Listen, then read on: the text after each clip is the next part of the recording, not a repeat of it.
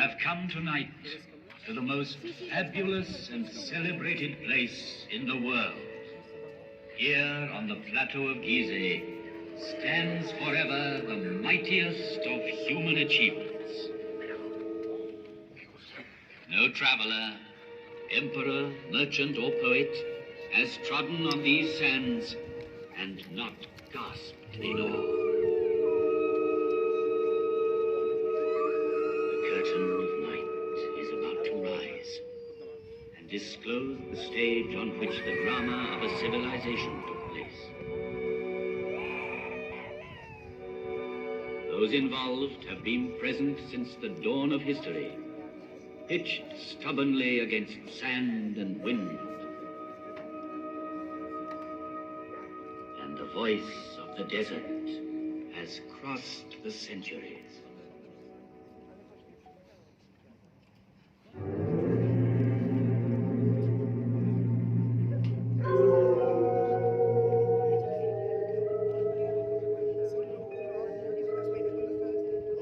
With each new dawn, I see the sun god rise on the far bank of the Nile. His first ray is for my face, which is turned towards him. And for 5,000 years, I have seen all the suns men can remember come up in the sky. I saw the history of Egypt in its first glow, as tomorrow I shall see the east burning with a new flame. I am the faithful warden at the foot of his law. So faithful, so vigilant, so near him that he gave me his face for my own. I am a pharaoh's companion, and I am he, the pharaoh. Through the ages, I received many names from the people who came to me in adoration. Oh, Harmakis, you are my life's safeguard. Horus, protect me. Oh, great God, that I might see you every day. Lord of the heavens, Sovereign of eternity. But the name which has remained with me is that given to me by a Greek traveler, the father of history, Herodotus. He called me Sphinx, as if I were from his land. And that name is now mine. Close to the Nile, I watch over the plateau of Giza, over all its monuments of modest or fantastic height. They are tombs.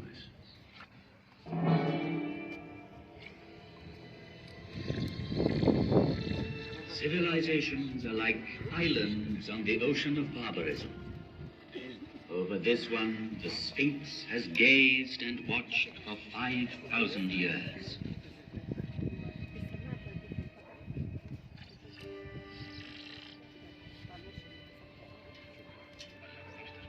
At the foot of such mountains of stone, everything becomes minute and insignificant. Man is an insect. Yet, it was men who built these massive monuments.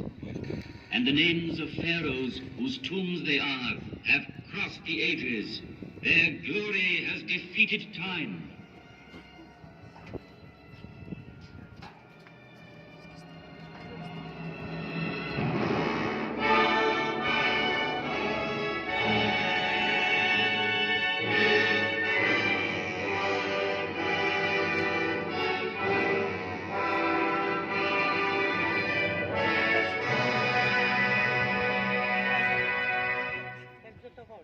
This is the tomb of Giza. pharaoh of the 4th dynasty, 4,500 years ago. Here is the great pyramid which he built to defend himself against death. 455 feet high. He achieved the building of the highest monument then known to man. The area it covers is vast enough to hold St. Peter's Cathedral in Rome, the cathedrals of Florence and Milan, Westminster Abbey and St. Paul's. 3 million blocks of stone, some of them weighing 30 tons, were assembled by Cheops' faithful workmen to achieve this fabulous construction. At the center of it, the pharaoh planned his inner chamber, where his mummy was to lie in splendor for eternity. At the foot of this pyramid, in the rock, a temple was built, and there were kept the barges of Cheops, the barges of night. In these large wooden vessels, the dead pharaoh could continue his voyage in darkness towards eternity. But all that remains of him is a small ivory figure, showing a noble face, the nose aquiline, the jaw determined, and the hieroglyphs representing the name he gave to his pyramid. Cheops dominates the horizon. The Pyramid of Khephren. It too bears an inscription, Khephren is great. Yet, out of respect for his father Cheops, Khephren built his pyramid on a slightly smaller scale. Each side of the base measuring 710 feet, the angle being 52 degrees, it reaches a height of 445 feet. The brilliant covering of polished limestone on the apex originally extended over all 4 sides, adding to the magnificence of the pyramid.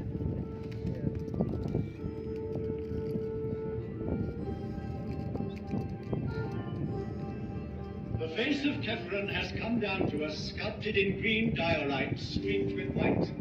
A rare stone he brought back from an expedition. Here he is, close to us, in the guise of the Sphinx, carved in rock near his tomb.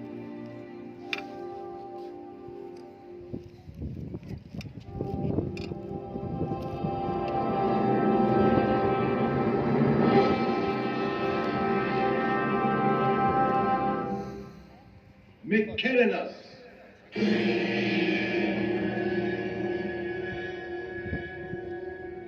A third monumental tomb was soon to complete this immense funeral site of Giza and make it one of the wonders of the world. Though smaller, the Pyramid of Mykerinus is perhaps the most impressive for being the culminating point of a vast design. Having built it, the workmen climbed down from its granite flanks and, laying down their tools, looked up with wonderment.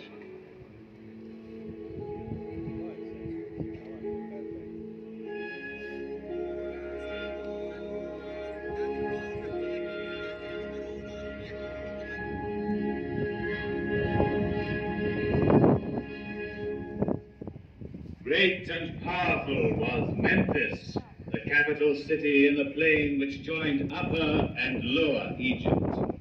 Great and powerful were the pharaohs, who on this side of the Nile built for eternity. Its aim accomplished, the 4th dynasty collapsed.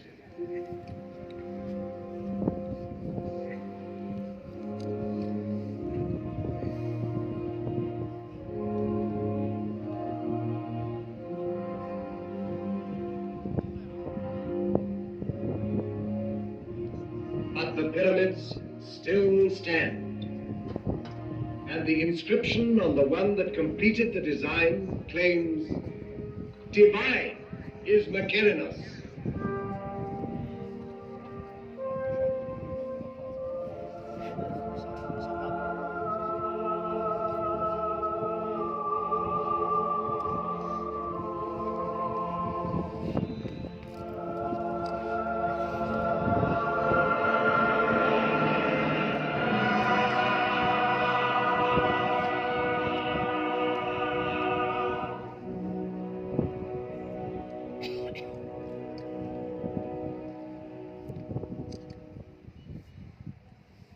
Here 3 pharaohs reign, Cheops, Khephren, and Mycerinus.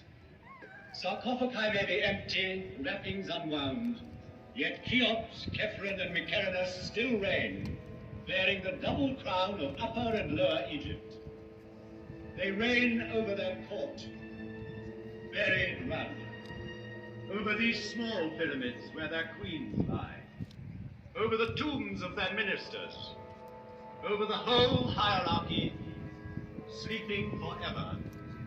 Chamberlains, high priests, buffoons, architects, courtesans, each in his proper place in these funerary chambers, which are called mastabas. For this is a royal palace of the dead, with triumphal perspectives, pavilions, corridors, secret rooms, strong walls. It was a city of another world, approachable by the people only as near as the outer temples, where their devotion led them. Coming from the Nile, one ascended by a monumental causeway built on the same colossal scale to the high temple, where only the priests lived among the secrets of the mummies. They alone knew for what journey the great barges were being prepared at the foot of the tombs. A journey with the sun. A journey which had lasted 4,500 years.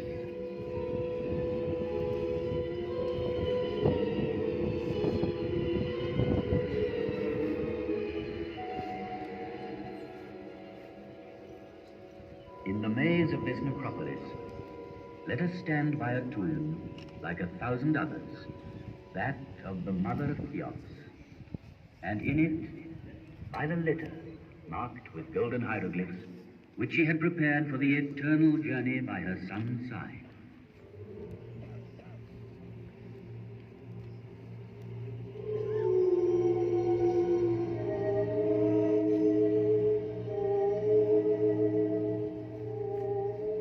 Neither wind, nor sand, nor centuries could ever entirely silence the voice of the desert.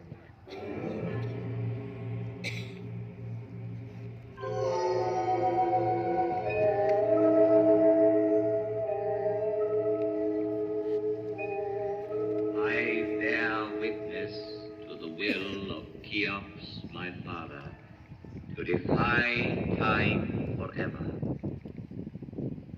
I saw Antony and Cleopatra pass, Alexander, Caesar, and Napoleon paused at my feet. I saw the ambitious dreams of conquerors whirling like dead leaves. As my motto, I chose an Arab saying: the world fears time, but time fears the pyramids.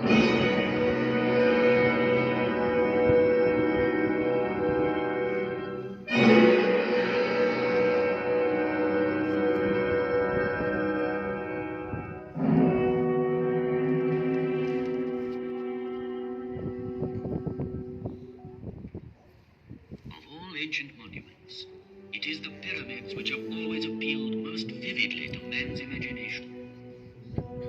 Considered from its top downwards, the pyramid is like the sun's rays bursting through a gap in the clouds. It commemorates the greatest victory of all, victory over death. It is the most perfect mansion, the strongest tent, whose great stone sides are both roof and wall, and so carefully sealed that the dream entrusted to it can live to the end of the world. The dream of immortality. To achieve this, embalmers prepared the body for 2 months, emptying it of all but its heart and kidneys.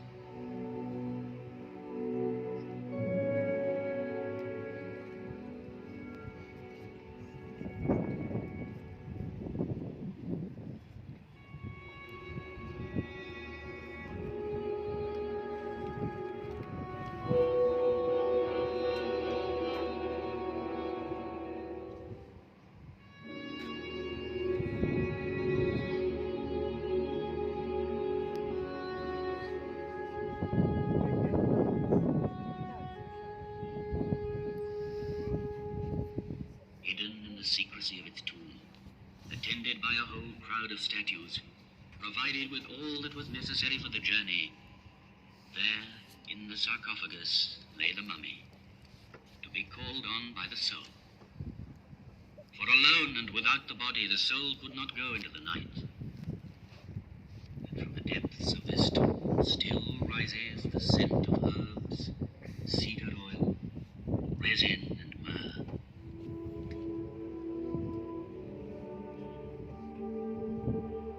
But a pyramid is also the perfect combination of simplicity and magnitude, and the interplay of its angles makes the best harmony of shape and volume. It is architecture's purest achievement, because it relies on the straight line alone. Never has the straight line been drawn with more mastery, skill, and strength. Homage must be paid to Imhotep the Learned, who with Saqqara conceived and built the archetype of pyramids. Made up of 6 mastabas, it rose gradually in a broken line of steps. The idea had been born. Calculations had begun. The perfect form was there.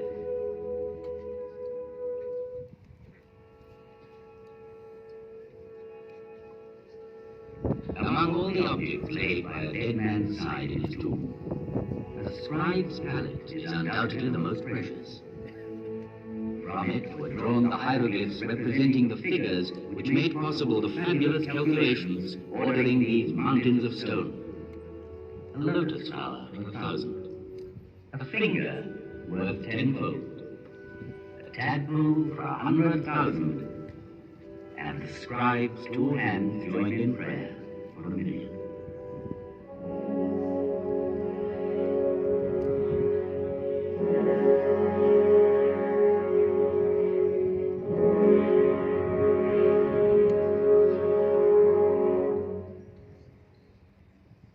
Stone by stone, it was built from earth to heaven.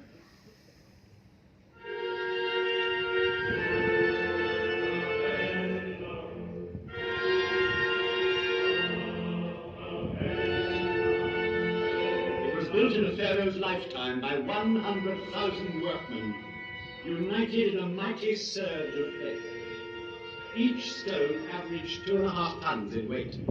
3 million blocks were hoisted up and laid one upon the other.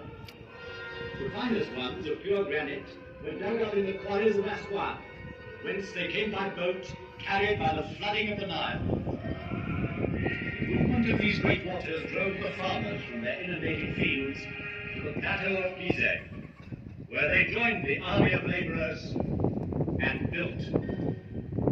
These stones were hauled singly on earth mounds, banked higher and higher as the edifice grew.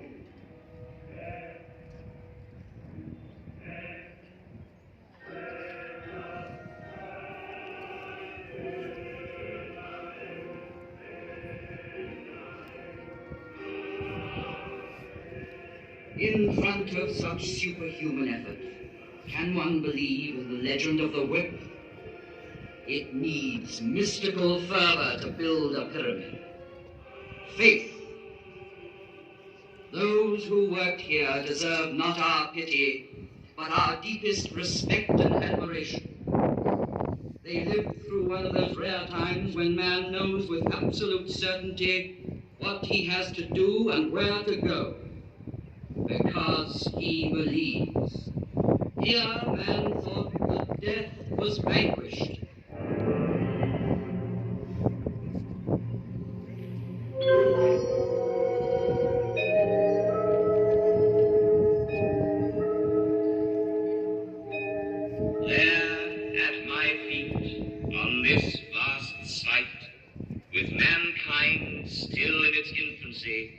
Walked and worked surveyors, geometers, astronomers to whom no star was unknown, engineers, architects, a whole people, while the rest of the world hunted wild beasts and sheltered in caves. O noble Nile, I salute you, for your waters flow majestically and fostered this sacred enterprise. One day the desert sands invaded the fields, marshes dried up on the river's bank. And so, to save his life, man invented civilization. He had to contend with floods, he designed dams and culverts. He came to love the earth and wanted for his grave. But soon he wished to outlive the earth.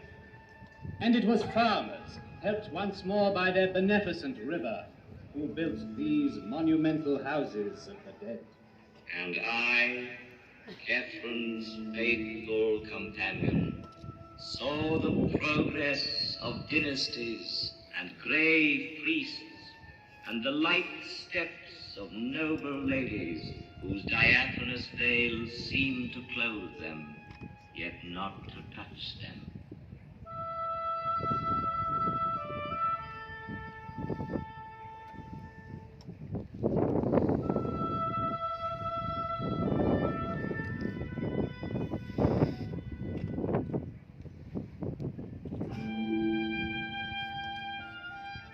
Do you remember the story of the falcon that stole a sandal while the women were bathing? He snatched it in his beak and by chance dropped it near a pharaoh who was giving audience in his garden. So slender was the sandal, so small of size, that the pharaoh wished to see the owner. And he married her. And do you remember how a nobleman at the court of Cheops lured his wife's lover into a deep lake by means of a wax figure, and there had him turned into a crocodile by a magician? Wishing to impress the pharaoh with his magical powers, he willingly revealed what he had done, but carelessly too. For Cheops punished the guilty and the boaster equally. On his orders, the courtier was thrown to the crocodile, which devoured him, and the unfaithful woman was chastised. Do you remember, too, a young pharaoh, Amenhotep II? Never had there been an athlete so strong, so handsome, so fine. His shoulders were broad, his waist slender, his thighs were of bronze, and he could tame at will the wildest horse. His exploits are engraved on a stone which he laid before you. Then time in passing left you behind like an old monument. Sand was beginning to choke. Kept by war in Mesopotamia, Amenhotep II was far away from his land. Then one day, while hunting the lion, a prince stopped to rest in your shadow. He fell asleep. You gave him a dream and spoke to him.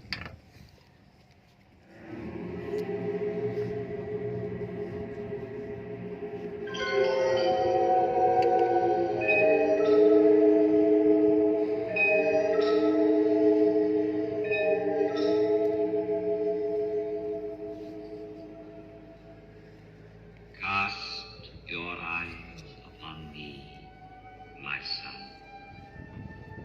Listen to me, and the white crown and the red will be yours.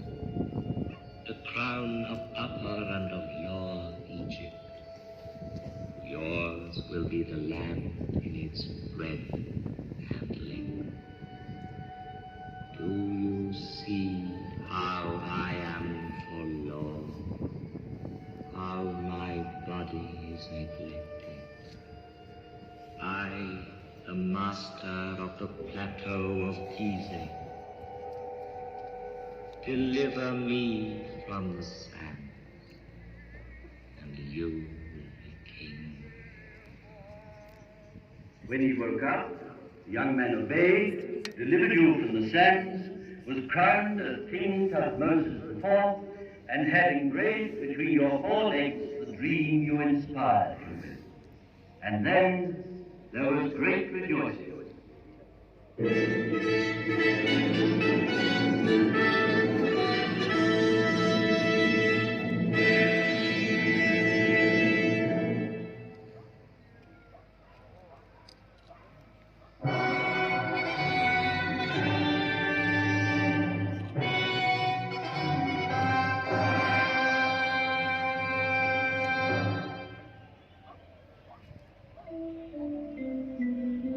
The coronation ceremonies have begun. Crowds have gathered on the bank of the Nile to watch the ritual tests of strength.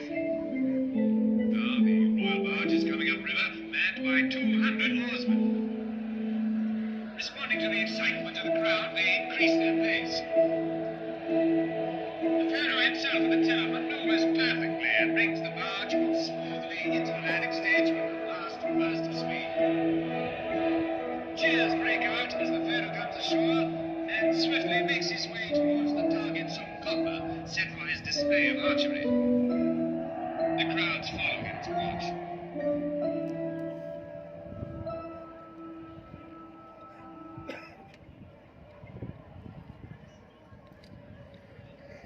Here, while he waits for his bows to be brought, his eye is caught by the bucking of a half-tamed horse, and he harnesses it to his chariot. There is a gasp in the crowd. The Pharaoh is holding the reins tightly and curbing the horse to his will. He drives it round the dais, then brings it quietly back to its groove. Cheers!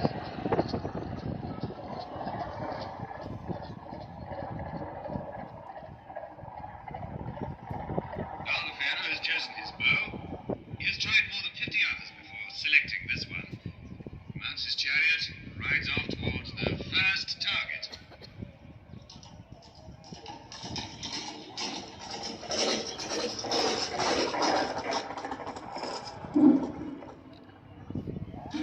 The arrow has gone straight into the center.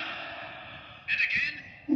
And now, his last arrow hits the target and goes right through.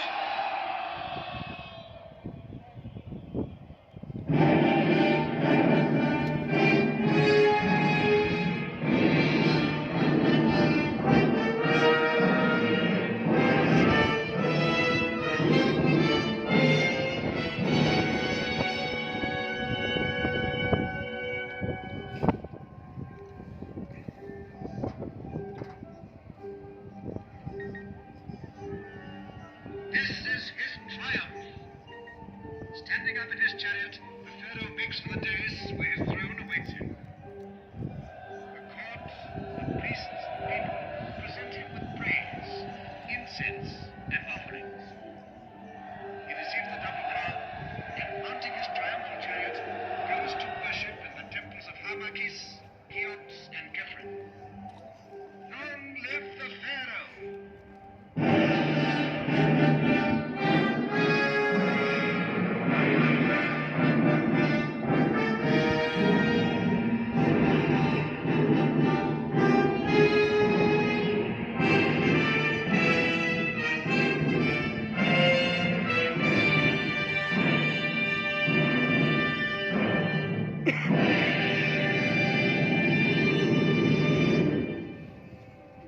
The monarch's reign has ended.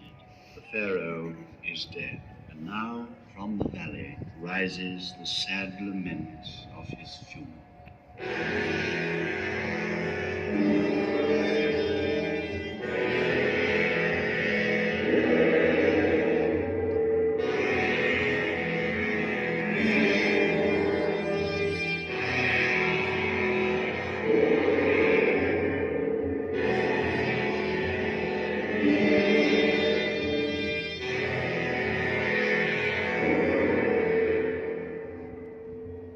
The Pharaoh is at rest in his coffin made of wood, adorned with gold and precious stones. The ceremony at the lower temple is over, and ascending the causeway, the funeral procession nears the tomb, escorted by princes, high state officials, and priests.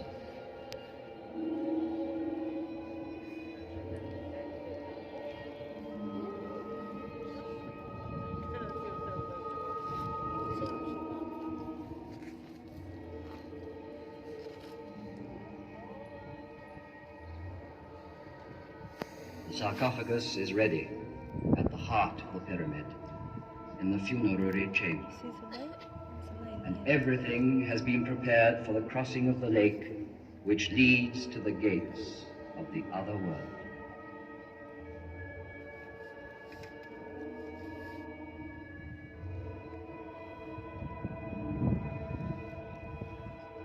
The last slab of stone is going to be sealed with such cunning that it will never be known which part of the wall was the door.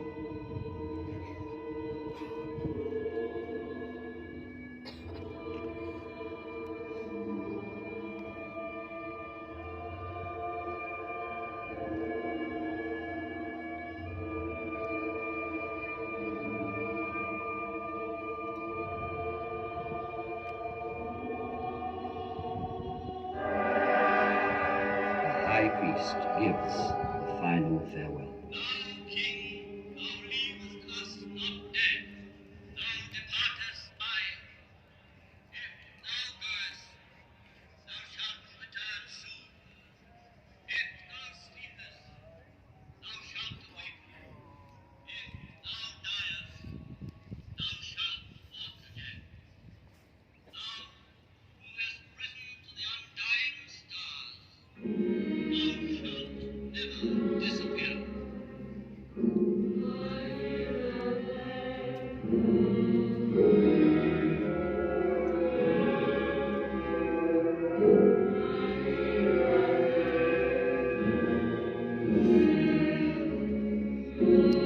Alas, alas, let us lament without rest.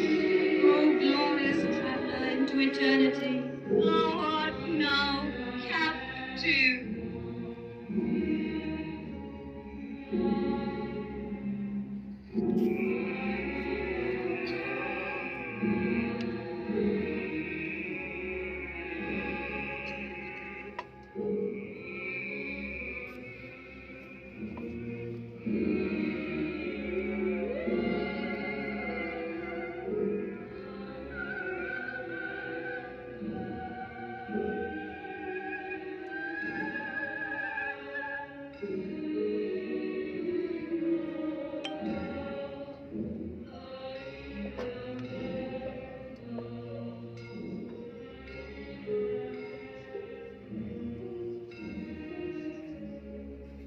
So, through millenniums, dynasty succeeded dynasty.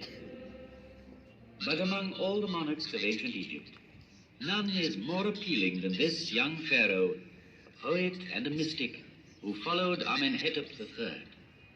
Civilization in its splendor had spread southward step by step, making the valley of the Nile like a triumphal way, bordered by the papyri of learning, furrows of prosperity, terraces of peaceful living, and deep meditating tombs. The flame of knowledge had passed from Memphis to Thebes.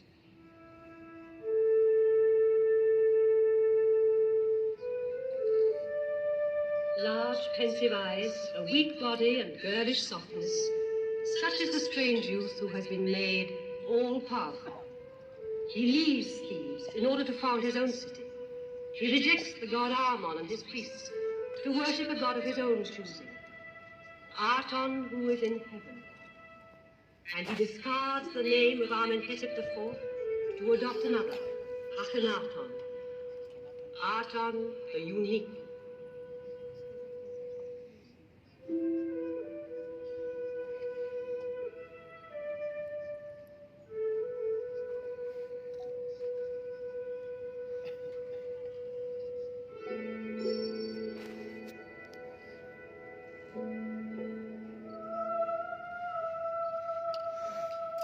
With him, the walls surrounding the royal wives fall. The veils are drawn back, and in centuries to come, people will see and love the graceful figure of Nefertiti. She was by his side in his struggle to establish the new faith. Of this faith, she was like a reflection. Her radiance inspired sculptors. Thus, the image of her beauty came to us in stone. 30 years old, and he died. 3,300 years ago, he wrote and recited this prayer.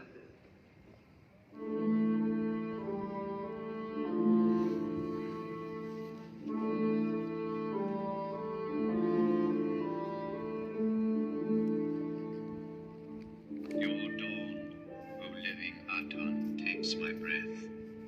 You possess my heart. You are the maker and giver of all things, and men live by your grace. Aton, living and life-giving forever and ever.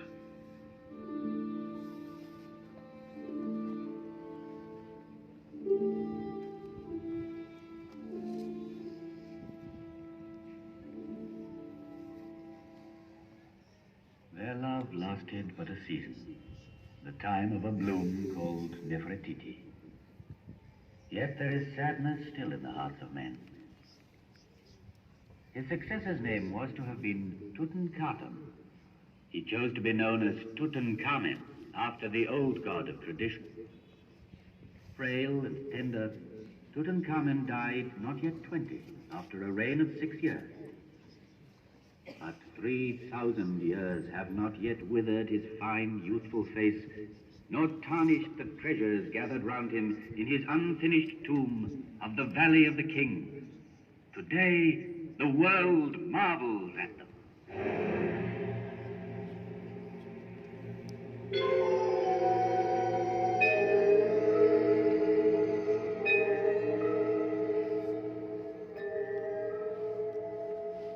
I, who know the untouchable stars, know too that the Nile which made Egypt cannot unmake Egypt. I saw conquerors reflect before me and bow their heads. I saw Alexander the Great, handsome as a barbarian, thoughtful as a prophet. Here, somewhere in this earth, he rests, awaiting resurrection. I saw Caesar one evening. He feared the sun. Our last queen, Cleopatra, bore him a child, but Caesarion was not a true pharaoh and died before ascending the throne. I saw Napoleon and his burning eye. Centuries passed over my forehead, yet those great soldiers raised no more than dust. I have known years of despair.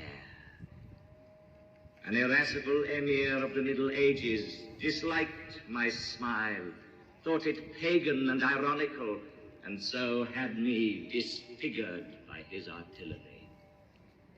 Then children found me ugly.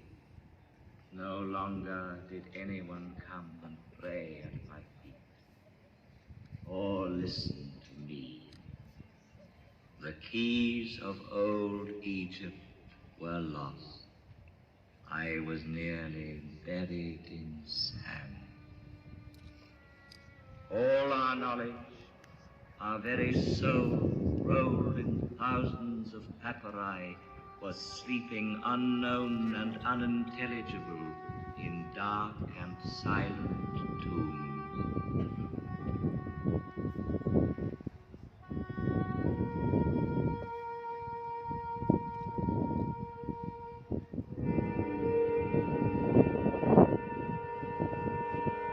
Yet the miracle did happen. It was in 1799, near Rosetta. One of Napoleon's officers discovered a stone, a monolith, bearing an edict issued by Ptolemy. The inscription was in Greek characters and hieroglyphs. This was the cornerstone of Egyptology. True, it still remained to interpret its message. First came an Englishman, then a Frenchman, Champollion, the true father of Egyptian philology. He was so inspired as to decipher the lost tongue of ancient Egypt from a few mysterious hieroglyphs. Then it was like a resurrection. All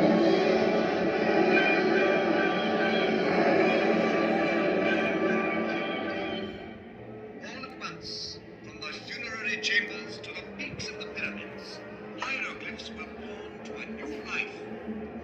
Elephants, lotus flowers, fishes, hares, and drakes, the mysterious characters suddenly woke up, fluttered and sang like creatures of the fields as the sun rises. It is as if in answer to a celestial call of trumpets, old Egypt had risen from its grave, young and immortal. Young, immortal, and rich in beauty, like Nefertiti.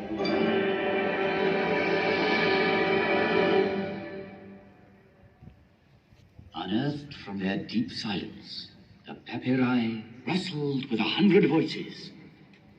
They had bloomed on the bank of the Nile. They had crossed through time. And then, 5,000 years later, they unfolded the dramatic story of a civilization. From their leaves even rises the voice of the first schoolboys who struggled to write. They were weary and feared the cane. Master, because you beat me, I have learnt my lesson. Child, no matter how great and deep our knowledge, offer your constant thanks to God. He will grant you his grace always. And learned men from the whole world in quest of this civilization stronger than sand and death were enthralled when, in maxims and proverbs, they found a wisdom as ancient as the pyramids, as eternally young. In the depths of the tombs, they heard voices rising again after thousands of years. The plans of men never wholly succeed, but only what God has ordained. If you want to keep the friendship of people you visit as master, brother, or friend, beware of women. The room where they sit is full of ill feelings. Do not answer good by evil. Justice comes before strength.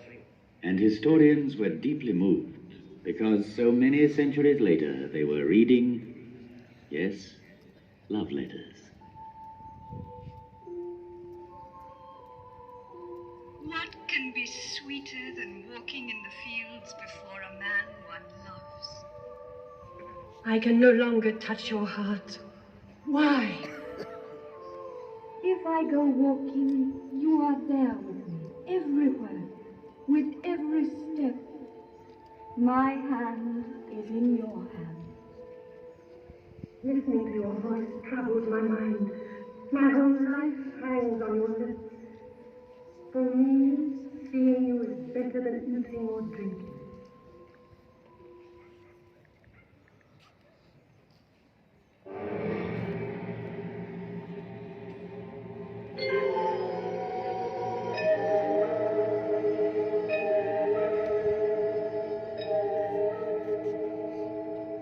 Such was my message from the depth of the ages.